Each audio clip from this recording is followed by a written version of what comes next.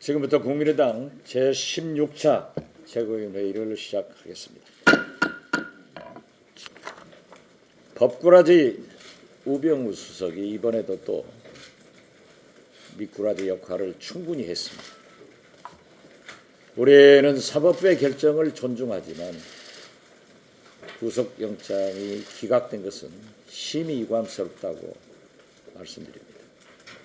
또한 특검에서도 보다 빨리 수사를 해서 국민 요구에 응답을 해줬어야 되는데 왜 마지막 순간에 우병우 전 수석을 수사해가지고 이제 기한을 앞두고 재청구를 할 수 없도록 했는지 특검에 대해서도 강한 유감을 표합니다.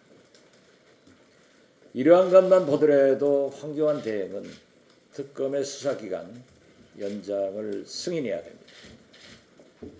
새로운 수사 요인, 즉 안정범 전 정책수석의 수첩 39개가 발견되고 우병우 전 수석의 영장 기각 등 미진한 수사가 많습니다.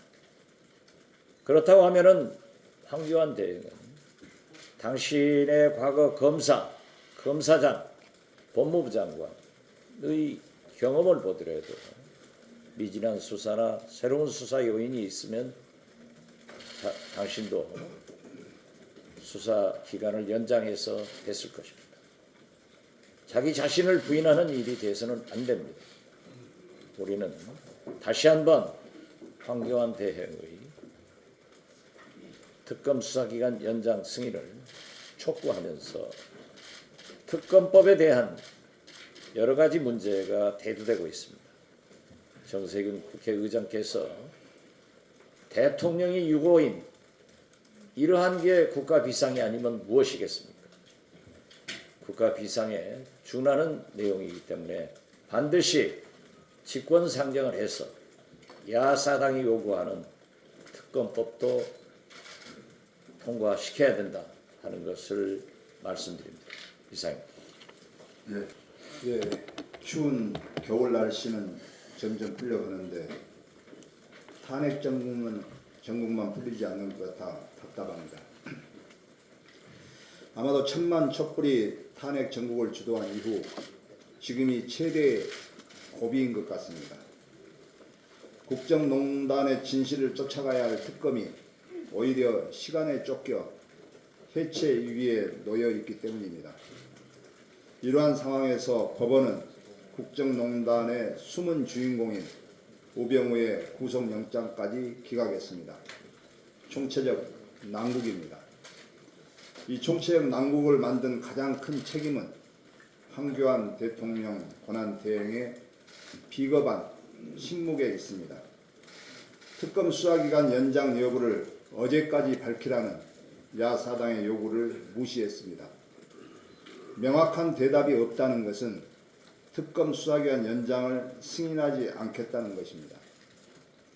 국정농단의 전모가 절반도 채 밝혀지지 않았는데 특검을 해체하려는 것은 진실을 찾으려는 국민에 대한 정면 도전입니다.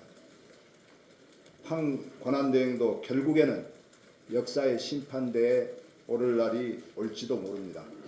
지금이라도 역사의 죄인이 되지 않기를 촉구합니다.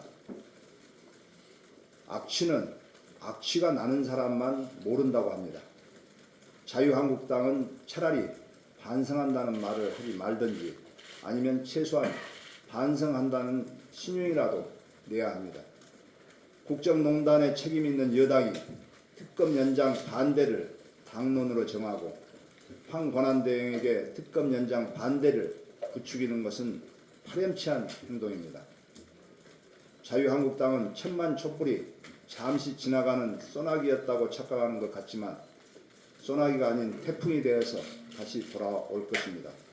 다시 한번 황교안 권한대행의 비겁한 침묵을 규탄하고 자유한국당의 진실된 반성을 촉구합니다. 이상입니다. 이는 증거 수집을 위한 특검 수사가 더 필요하다는 의미입니다. 박영수 특검은 역대 어느 특검보다 국민의 신뢰와 지지를 받고 있습니다. 박근혜 최순실 국정농단 사건의 진상은 이제 실타래가 풀어지기 시작하는 단계입니다. 아직도 밝혀내야 할 진실들이 드러나지 않은 불법들이 널려 있습니다. 국민들은 특검의 기간 연장이 아니라 기간 제한 없는 특검을 바라고 있습니다. 지금보다 훨씬 더 넓은 범위에 대한 철저한 수사를 원하고 관련자들의 엄정한 처벌을 원하고 있습니다. 대한민국의 정의가 바로 세워지기를 염원하고 있습니다. 황교안 대행은 박영수 특검의 기간 연장을 반드시 승인하여야 할 것입니다. 그리고 국회는 특검 기간 연장법이 아니라 특검 기간 폐지법을 통과시켜야 할 것입니다. 만약에 황교안 대행과 자유한국당이 이를 거부한다면 국민들의 성난 심판을 받을 것임을 경고합니다. 민주당 문재인 전 대표는 정세현 자문위원장의 발언과 그의 인식에 대하여 정 위원장을 두둔하거나 회피하지 말고 명확한 입장을 밝혀야 할 것입니다. 우리 국민들은 정 위원장의 발언을 이해할 수도 용서할 수도 없습니다. 문 전 대표는 대선 캠프 자문단 정세현 위원장을 즉시 해임해야 할 것입니다. 이것이 정 위원장 발언에 황당하고 불안해하는 국민들에 대한 도리일 것입니다. 만약 문 전 대표가 정 위원장의 해임을 거부한다면 국민들은 문 전 대표의 인식도 정 위원장과 같다고 생각할 수밖에 없습니다. 문 전 대표의 결단을 촉구합니다. 김정남의 테러에 의한 죽음에 대해서 이승만, 박정희 시대에 예를 들어서 권력의 세계에서 있을 수 있는 일이다, 이렇게 말씀을 하고 있습니다. 귀가 의심케 하는 발언입니다. 조선시대의 세조가 단종을 죽인 일까지 거론하지 않은 것이 다행이다, 이렇게 생각합니다.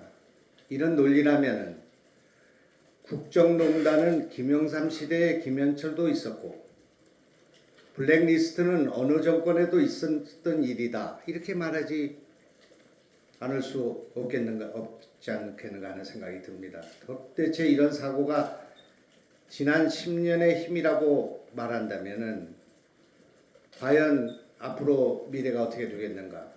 이런 사고야말로 적폐청산의 대상이라고 생각합니다. 덧붙여서 신문 보도를 보면 민주당과 문재인 후보 측에서 정부의 각 부서에서 유능한 인사들이 파악에 들어갔다고 합니다. 벌써 공무원 세계는 차관 인사에 관심이 쏠린다 하는 기사도 있습니다. 대선이 시작도 안 된 상태에서 김칫국 마시는 것을 넘어서 우물가에서 누룽지를 긁어먹고 숭늉을 찾는 격이라고 생각합니다. 급해도 너무 급하다고 생각합니다.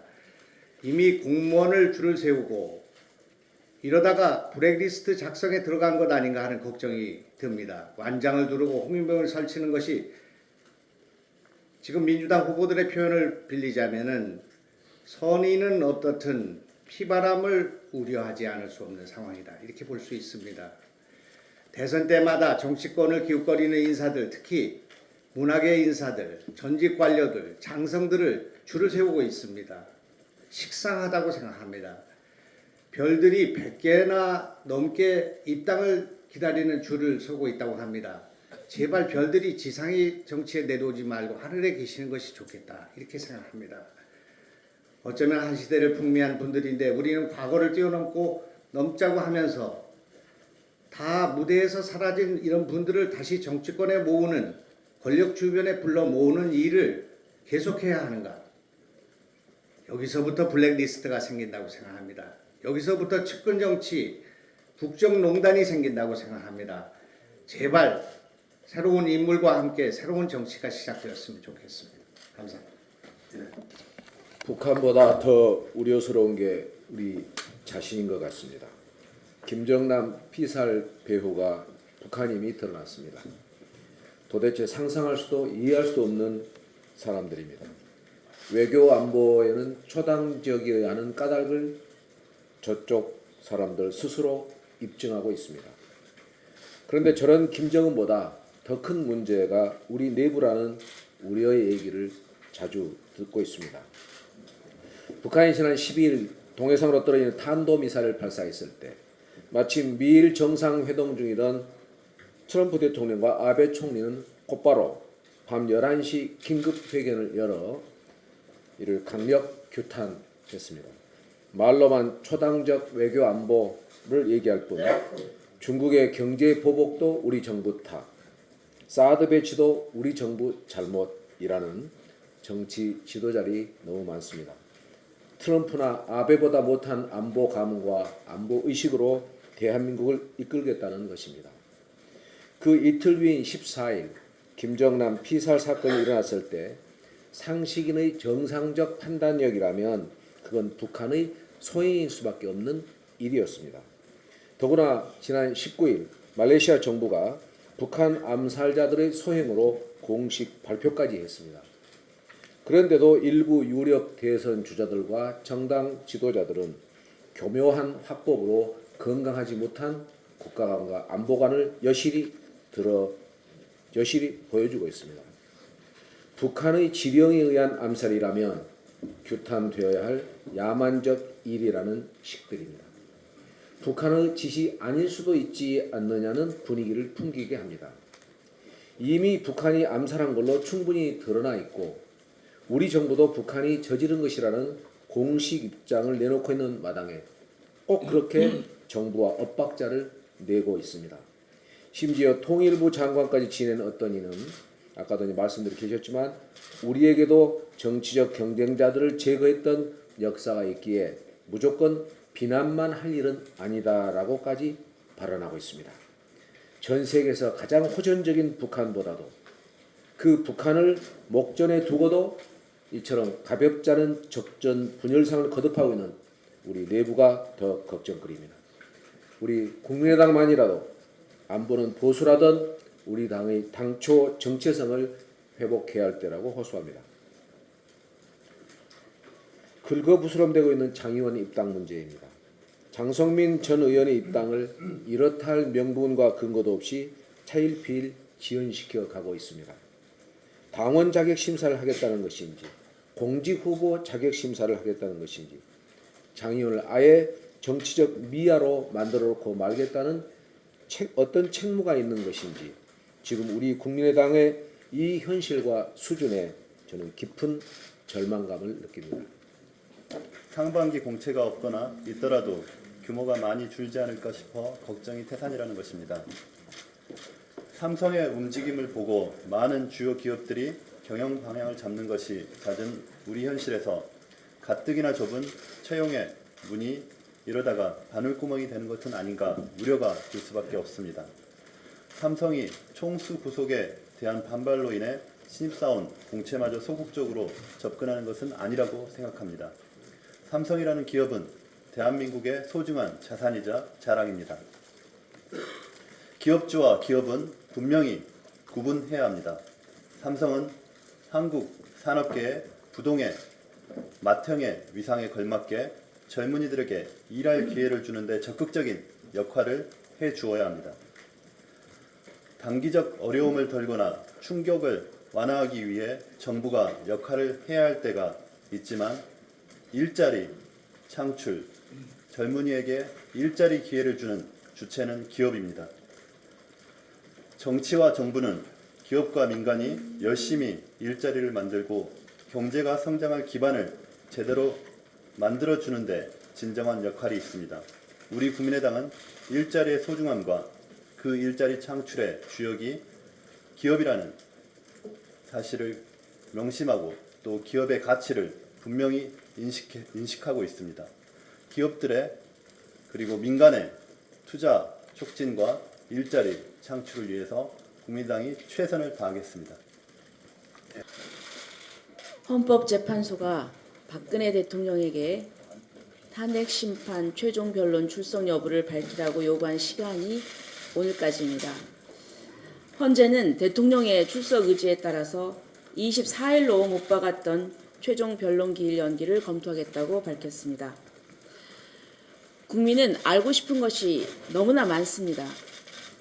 세월호 참사 때 대통령은 무엇을 했는지, 최순실 씨와 경제 공동체인지, 최순실 씨와 작년 4월 18일부터 10월 26일까지 570여 회, 심지어 최 씨가 독일로 간 후에도 하루 평균 3차례 이상 통화해서 무슨 이야기를 나누었는지 국민은 알고 싶습니다. 박 대통령은 자신이 약속했던 특검 조사도 청와대 압수수색도 모두 거부했습니다. 이제 박 대통령에게 주어진 시간이 얼마 남지 않았습니다. 박 대통령은 헌재의 최종 변론에 나와야 합니다. 박 대통령은 탄핵 기각의 헛된 꿈을 버리고 최종 변론에 나와서 국정농단 사태의 전말을 진솔하게 털어놓아야 합니다. 이것이 자신을 믿고 대통령으로 뽑아준 국민에 대한 최소한의 도리입니다.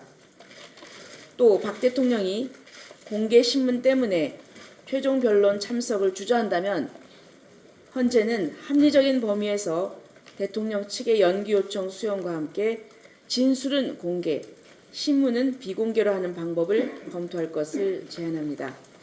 이상입니다. 최근 개헌 논의 과정에서 87년 이후 국가 경제 발전에 종속되었던 과학기술 헌법 조항을 시대에 맞게 개정해야 한다는 의견이 대두되고 있습니다. 현행 헌법 127조를 보면 국가는 과학기술의 혁신과 정보 및 인력의 개발을 통하여 국민 경제 발전에 노력하여야 한다라고 기술되어 있습니다. 이는 과학기술이 갖는 여러 의미를 담지 못하고 단순히 경제 발전의 도구로만 인식하고 있는 것입니다. 하위의 과학기술기본법이 인간 존엄이나 과학기술인의 자율성, 창의성을 다루고 있는 것과 비교해 현재의 헌법은 과학기술에 대한 시대 정신을 반영하지 못하고 있습니다. 이제 시대는 변했습니다. 우리의 삶으로부터 과학기술을 분리할 수도 없고 과학기술을 떼어놓고 국가나 인류의 미래를 이야기할 수도 없습니다. 지금 국회는 헌법 개정 특위를 위해 개헌을 준비하고 있습니다. 부디 이번 개헌에서는 인간 중심 과학기술의 올바른 가치를 담은 헌법 개정을 통해 국민의 삶을 윤택케 하는 실질적 과학 발전의 계기가 되기를 바랍니다. 이상입니다. 지금 민간 가정 어린이집은 원장님들은 폐원의 위기에 전전긍긍하고 교사들은 아주 박봉과 장시간 근로에 시달리고 있습니다. 또 아이들의 어머니는 보육 현실의 열악함에 대해서 믿음을 갖지 못하고 있습니다. 이러한 많은 원인 중에 하나가 국가가 기본 보육료를 22만 원에서 30만 원까지 올려주겠다고 약속을 하고 지금 5년 동안 22만 원으로 동결한 채로 있습니다. 그래서 저희가 이런 문제들에 대해서 더 적극적으로 추경이나 이런 걸 통해서 기본 보육료 인상을 추진해야 되겠고, 국가 시책이 이 국공립 보육시설을 늘리는 부분들이 있는데 이 부분에 대해서도 재검토하면서 국공립 보육시설을 늘릴 적에 민간 보육시설을 매입해서 늘리는 식으로, 그러면서 원장들에게 원장으로서의 역할을 한 3년 내지 5년 할 수 있도록 이런 안으로 국공립 보육시설을 늘려가는 제도를 채택해야 되지 않을까 싶습니다. 어쨌든 저희 국민의당이 이 보육 현실에 대해서 조금 더 관심을 갖고 이 정책위원회에서 새로운 우리 국민의당의 정책을 만들어 주시면 좋을 것 같습니다.